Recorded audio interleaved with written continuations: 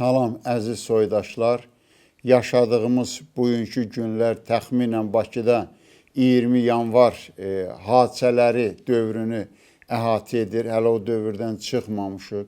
Eləcə də İrandakı baş verən qırğınların, elə o ölümlərinə görə bəlkə də Bakı faciəsindən daha böyük qırğındır. Amma Bakı 20 yanvar hadisələri əslində bizim xalqın tarixində olan milli azadlıq mübarizələrinin növbəti səhifəsi kimi idi. Ona görə hər iki xalqda həm ikili dəyərləndirmə var da. Yəni bir tərəfdən faciəmizdir, böyük, ağır itkilərimiz olub. Azərbaycanda itkilərimiz ağır itkiləridir. Millətimizin imicinə, millətimizin tarixinə ləkə gətirməyə çalışan dövlətlər, iri imperiyalar var idi. Qarşımızda duran rəqib ermənilər idi, xristiyan dünyası idi. Təkcə Qarbaçov erməni əsirliyində deyildi. O cümlədən Amerikada da, Avropada da ermənilərə böyük inam var idi, böyük populyarlıq var idi. 88-ci ildə Spitak zəlzələsi zamanı Ermənistana Amerikadan yardım karvanına o zamanki ABŞ-ın prezidenti George Bush'un oğlu Jeb Bush başçılıq eləyirdi. Silah da gətirmişdi. Yəni belə bir dövrdə Azərbaycanda istənilən hayküyü çalışırdılar ki, elə hayküy kimi, destruktiv addım kimi, sivil dünyanın əleyhinə olan addım kimi dəyərləndirsinlər. Təbii ki, bizim də müəyyən qədər belə deyək, yəni daha yaxşı apara bilərdik özümüzü. Amma bütün bunlara baxmayaraq, həm də qəhrəmanlıq səhifəmiz, yəni təkcə faciə səhifəmiz deyil, qəhrəmanlıq səhifəmizdir, başucalıq səhifəmizdir. İndinin özündə də xaricdən gələnlərlə Şəhidlər Xiyabanında rastlaşırsan, başa düşürsən ki, nə boyda böyük hayküy salmış proseslər baş verib o dövrdə. Əlbəttə, indinin özündə də daha yaxşı, daha uğurla o nəticələrdən istifadə edə bilərdik. Mən elə başa düşürəm, istifadə edəcəyik. O zaman İranla 20 yanvara gedən yolda vacib səhifələrdən biri İranla sərhədin açılması idi. Çünki bizim Azərbaycanda, Naxçıvanda müəyyən qədər ərazi var idi Türkiyə ilə sərhəd. Yəni əslində sərhəd hadisələri özü də çox ciddi təhlil tələb edən məsələdir. Amma kütləvi sərhədimiz, əhalinin işlədiyi, gördüyü, bəlli olduğu sərhədimiz SSR-i İran sərhədi idi. O zaman biz SSR-nin tərkib hissəsi idik və orada da müəyyən bir proseslər baş verdi.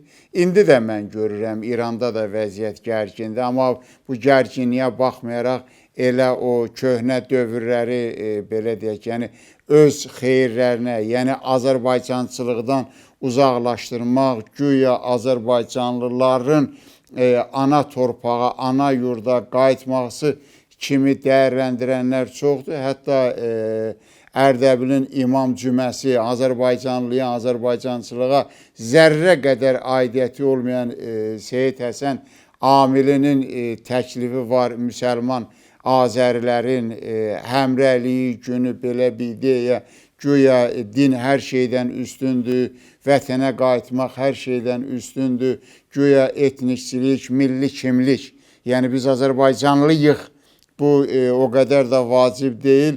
Tək Farsdan kənarda olmamaq üçün bizim milli kimliyimiz görünməməlidir. Bu məqsədlə dilimizdir.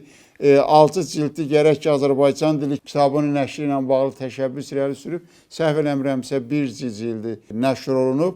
Onun da əgər İranda orta danışıq dilində, Orta Azərbaycan danışıq dilində qarışıq fars sözlərinin miqdarı 55-60%dirsə, Həsən Amilinin redaktəsi ilə, təşəbbüsü ilə çap olunan kitabın Azərbaycan dili dərsliyində artıq 60-65, bəlkə də 70% fars sözləri, fars tərkibləri var. Yəni hər şey üzü o tərəfə çəkir. Bizim milli inkişafımızla bağlı. O cümlədən güya İranda bu sərhəd hadisələrini İrana birləşmək kimi əlaqələndirməyin kökündə də kifayət qədər ciddi, təkcə tarixi deyil, həm milli, həm elmi problemlər var. Birinci növbədə orada bugün üzdə olan bizim elə öz Azərbaycanlılarımız çox cılızlaşmış adamlardır. Yəni o imperiya, Fars imperiyası, ondan da qabaq elə bunlar İran ingilislərin tabeçiliyində idi, ABŞ-ın tabeçiliyində sizi çox cılızlaşdırdı. Yəni siz əgər o dövrü fikir versəniz, sizi hətta o günə salıblar. Biz Azərbaycanlıları dərk eləməyə savadız, səviyyə çatmır. Sizin ən yaxşı halda səviyyəniz Allaha kələk gəlmək, namaza necə mən Allaha üçlük gəlim, biclik gəlim Allah. Bundan önə getmir. Siz o ayılın o dövrdə Bakını baxın. Bakı o dövrdə də gəlirdi də sizə. Çar Rusiyası göndərirdi, gedin İranda inqilab eləyin və yaxud bəziləri gəlirdi İranda inqilabi deyərlər yazmağa, yaymağa, öz təşəbbüsü ilə savad açmağa, jurnal açmağa, qəzet açmağa. Yəni belə Azərbaycanlılarımız var idi.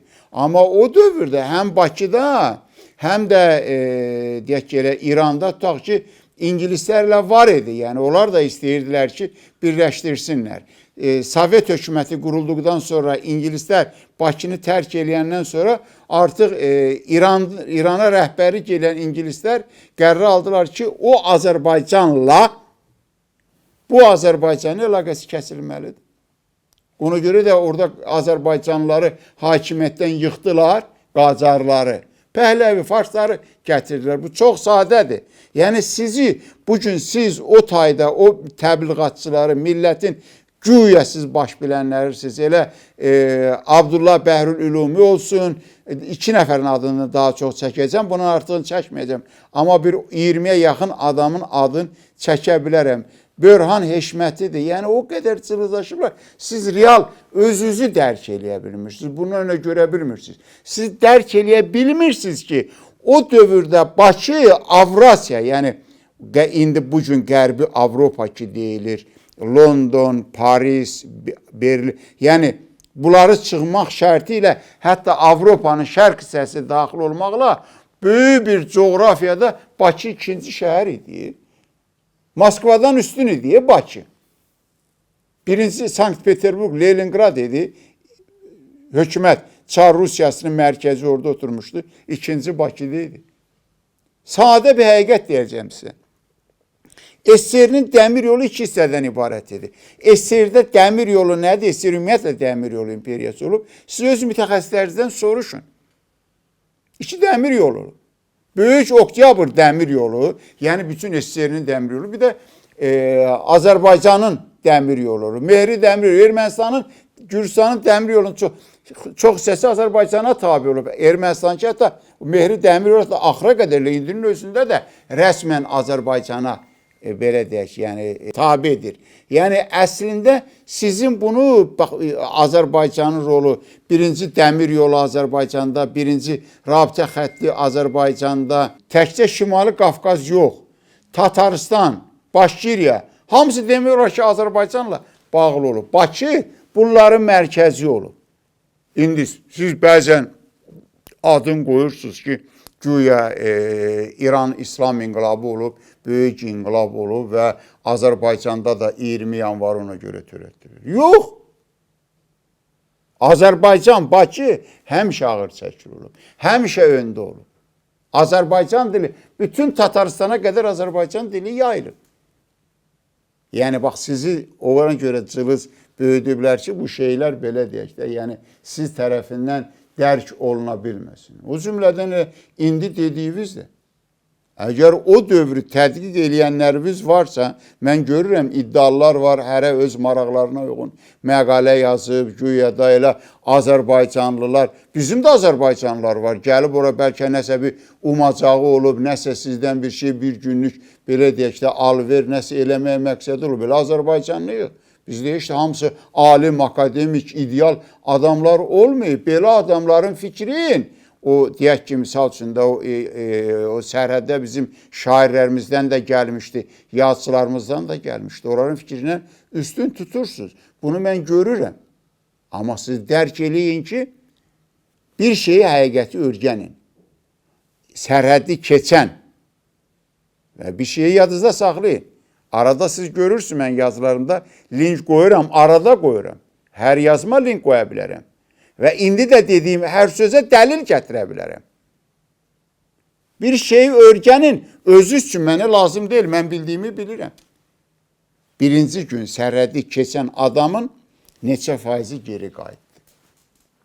Neçə faizi geri qayıtdı. Qalardı deyil orada, hamımız eviz də var idi, evlər də var idi, qalardı da orada. Niyə qalmadı? Və sizin dinə münasibətinizdən mən sizə deyirəm. Bizim cəmaat narazı qaldı. Bizim cəmaatla dinə hörmət sizinkilərdən yaxşı idi. Sizin bəzi tədqiqatçılarımız var. Bizdə İslam dininə münasibət çox gözəl olub. O mərasimlərə münasibət çox gözəl olub. Siz bizdən öyrənməlisiniz. Əvəzində güya siz İslami dövlətsiz deyə hər şeyi çəkibsiniz. Yox. Bizim üçün çox böyük problemdir. Sizi normal, hətta dinə gətirmək bizim üçün çox böyük problemdir. Mən məişət dinini demirəm. Məişətdə İran həmişə dindar olur. Amma o dini necə idarə eləmək? Bu ayrı məsələdir. Ona görə mən sizə demək istəyirəm ki, biraz həya, yəni təbliğatçılarımıza deyirəm. O öndə mətbuata çıxardı. O gün eyni vaxtda Böhran Eşməti ilə Abdullah Bəhrulumuz çıxıb da hazırdılar ki, desinlər ki, güya İranda ixşaşı törədənlərin bir qrupu Bakıda, Azərbaycan Respublikasında hazırlanıblar. Ağlınıza baxırsınız sizin. Bir tərəfdən deyirsiniz, sərhəddi açın. Sərhəddi buna görə bağlamışıq. Tanıyırıq siz kimsiz? Ümumi millətdən söhbət getmir. Əladır ümumi millət. Amma o qabaqda olanlar sizlər kimsiz? Tanıyırıq sizi. Şəxsiyyət sizə bələdik. Ermənidən çox sizdən qorxuruq. Açıq. Bundan ötürü o adların çəkdiyim tipli adamlardan. Bir tərəfdən Ərdəbilə deyirsiniz, gəlin investisiya qoyun. O bir tərəfdən də başqa bir Azərbaycanlını, Möhsüm Rızayını, Sepan keçmiş komandirini çıxardırsınız ortalığa ki, Azərbaycanla və İsraildən idarə olunur, Bakıyı yostanı yaradaq. Gör nə qədər səviyyəsizsiz, elminiz, biliyiniz, ağlınız o qədər aşağıdır. Bunları siz dərk eləyə bilmirsiniz. Elə həmin o elmimizin aşağılığıdır ki, savadınızın aşağılığınadır ki, beyninizin destruktivliyinədir ki, öz vətəndaşınız sizə tabi olmur, sizi qəbul eləmir. İsrailə, özünüz deyirsiniz ki, İsrailə agentlik eləyir, ABŞ agentlik eləyir. Allahdan gələn məhəbbət ana-bala məhəbbətidir. Baxın kinovuza. Ana-bala məhəbbəti görünürmü? Ağır yataqda olan oğul, xəstə oğlu anası öpə bilmir. Sizin təbliğatınız budur. Kinolarınıza baxın və sonra deyirsiniz ki, gəlsin, anasını sevməyən oğul gəlsin, vətəni sevsin. Mənim hicabla işim yoxdur. Yəni sizə səhvinizi deyirəm. Bugün siz İsraillə bağlı mövqeyinizi müəyyənləşdirin.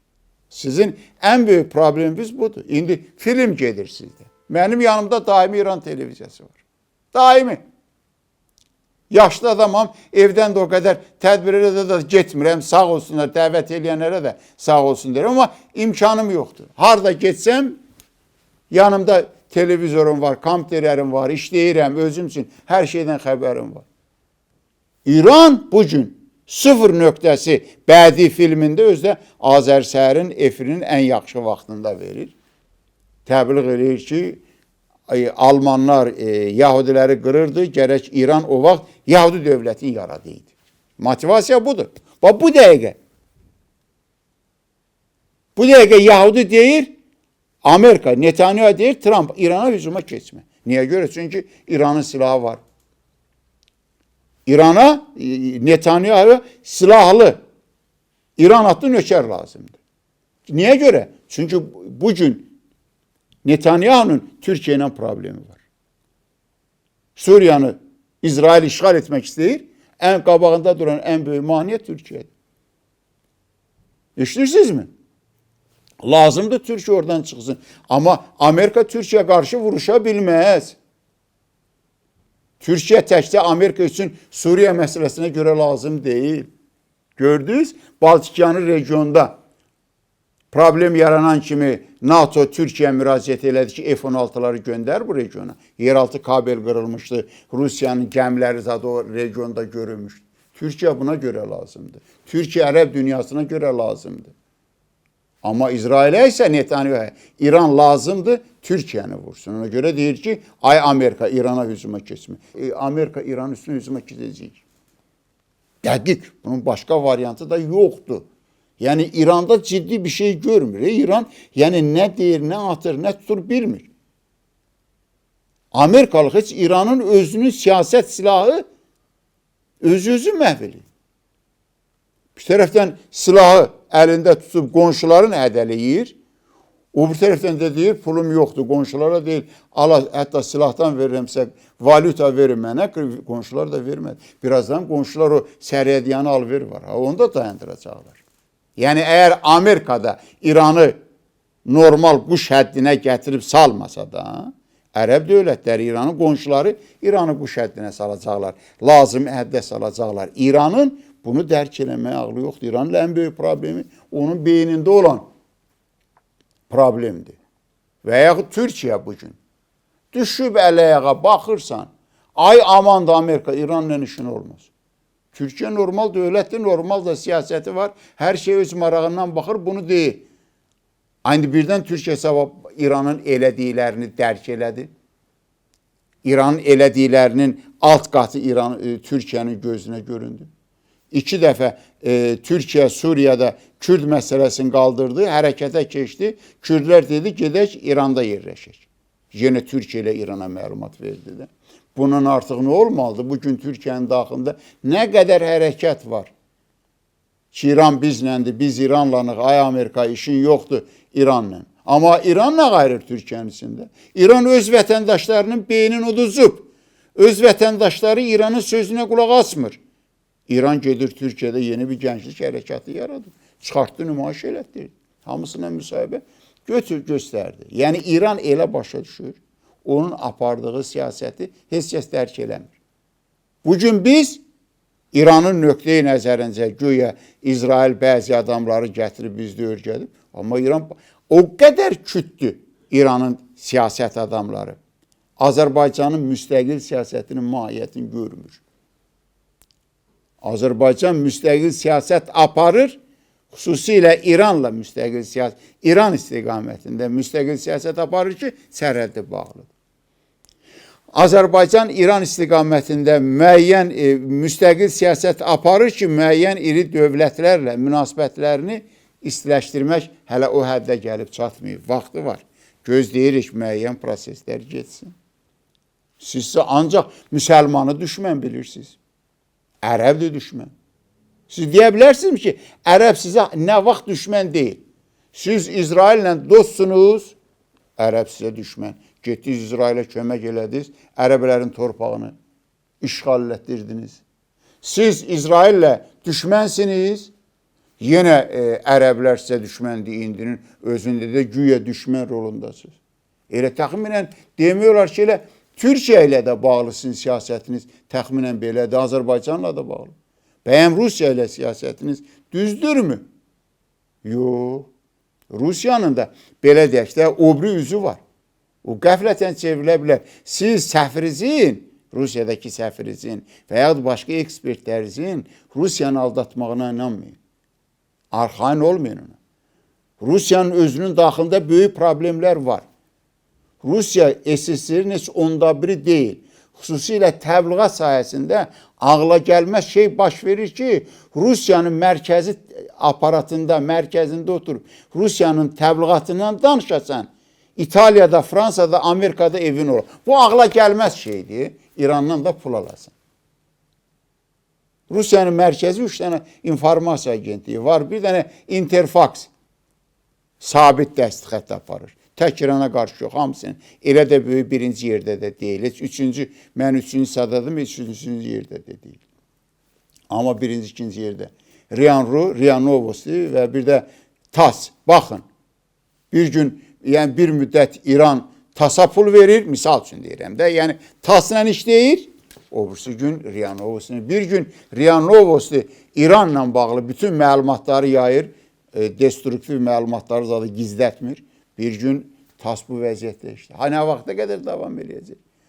Azərbaycana qarşı Rusiyanın orijinal düşmənçiliyi oldu. Böyük əksəriyyəti İrandan gələn vəsaitlərin hesabı idi. Güya İran Azərbaycanlıları cəlb eləyəcək və yaxud Azərbaycanlıların başının üstündə Şimali Qafqazda, Xəzəryanı regionda casuslıq obyekti quracaq. Düşüncəniz budur. Amma Azərbaycanın özünün maraqları var. Öz maraqları ilə Azərbaycan hərəkət eləyəcək. Ona görə, yəni mənim bugünkü gündə həm 20 yanvar, həm İranda bu qarşılıqlı dövrdə, yəni mənim sizə deyəcəyim əsasən bunun üstündə idi ki, özü dərk eləyin. Millətinizə xəyanət eləməyin. Yenə deyirəm, 25-ci ildə Qacarları qovdular.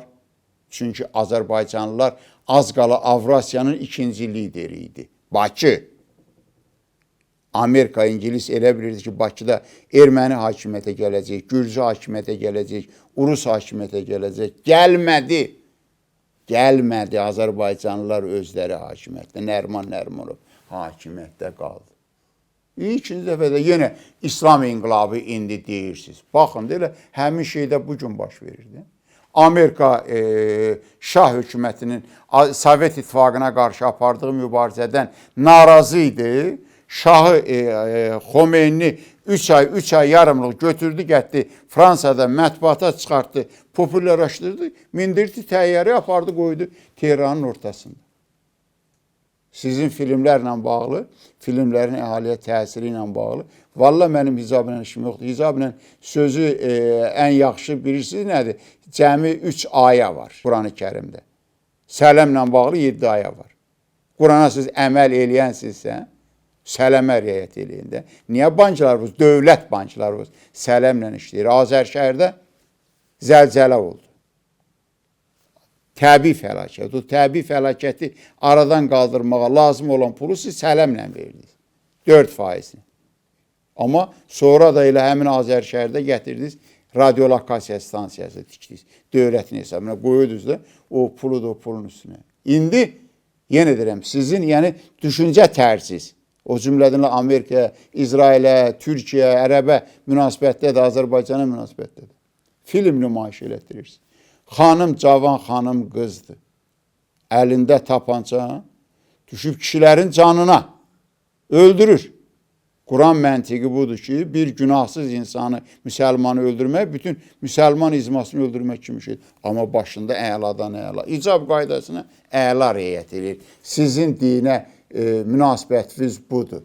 Yəni, eləcə də bunu götürüb, dinə belə münasibəti götürüb, o qədər digər yerlərə ekstrapolyasiya eləmək olar. Gedin, özünüzlə məşğul olun. Azərbaycanı unudun. Nə boyda şərböhtan atasız yerimizdəyik. Sizlər o yaxşı, əksər Azərbaycanın hesabına sizi də xilas edəcəyik. Onların hesabına siz adam olacaqsınız. Baxmayaraq ki, bugün beynəlxalq özünüzdə termin var, beynəlxalq imperializm, Fars imperializmi. Ona xidmət naminə millətin ayağını eşməklə məşğulsuz. Faydasızdır. Hər halda mən elə başa düşürəm, bugün də mənim dediklərim indi ümumi baş verənlərlə bağlı çox uyğun şəkildədir. İranın müstəqil inkişaf yolu yoxdur, əziz Azərbaycanlılar. Amma siz orada da qalmalısınız. Hadisələr sizin, bizim təhlilimizə görə sizin istədiyiniz istiqamətdə gedir. İran ya Türkiyə qarşı qoyulacaq, İran ya Çinə qarşı qoyulacaq, İran ya Rusiya qarşı qoyulacaq, Amerika İrandan bir cürə istifadə eləmək istəyir, İsrail bir ayrı cürə istifadə eləmək istəyir. Ola bilər yaxınlarda elə İranın qonşuları da yığılışıb, özünün bir ideyasını, bir formulunu ortalığa qoysunlar. Çox sağ olun, mən sizə minnətdaram. İnşallah Allahın fürsəti ilə, Allahın köməyi ilə gələn həftədə yenə sizinlə təmasda görüşəcəm inşallah.